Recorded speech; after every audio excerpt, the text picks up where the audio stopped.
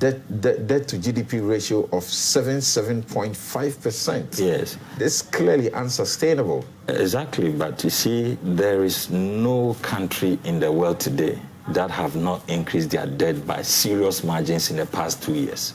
There is no one. Even the Francophone countries in Africa, whose debts were around 35% of GDP, has risen to 65% of GDP in terms of averages. And Ghana was at 61% of debt to GDP in 2019 before COVID struck, and we jumped to 76%.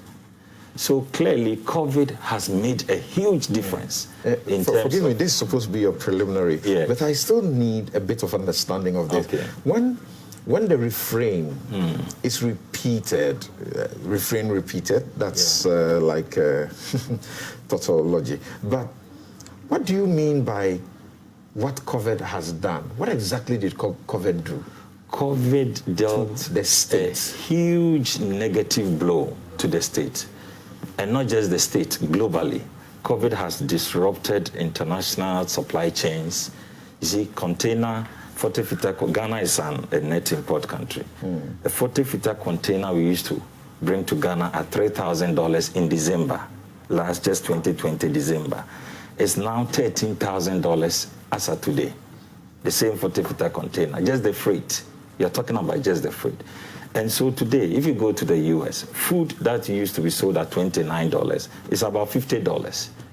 And everybody, Canada, UK is complaining of a 3-decade inflation level they've never seen, 4.1%. America has jumped to 6.8%. What those countries you have just cited did for their citizens in COVID, Ghana didn't do a quarter of that. In our capacity, we did very well. Ghana gave free water. Ghana gave free food. Free water to what category, for how long? Yes. Free food. We serve food for how many weeks? Okay. So in the US, they created $1.9 trillion to shore up the economy. That's right.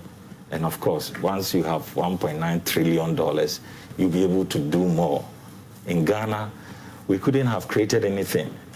You couldn't hand checks to people like the US. Exactly. In the midst of the resources that we had, we managed to feed millions of people. We managed to provide electricity, free electricity and free water for a period of 3 or 6 months. Okay, we had to increase a lot of supply of PPEs to a number of schools and hospitals, and even increase incentives to health sector workers. All this came at a very huge cost to the government. So nobody should... What's the number of schools? All public schools, right? Even private schools as well. Okay. So, and then no public sector worker lost his job. And if you check, so COVID, even the private sector, teachers had to lose their jobs. So many workers, there was a lockdown. Workers had to sit home. So if somebody says, what has COVID done? COVID has done a lot of negative, and the first time, okay, Ghana almost went into a recession, 0.4% of growth. And all our neighbors,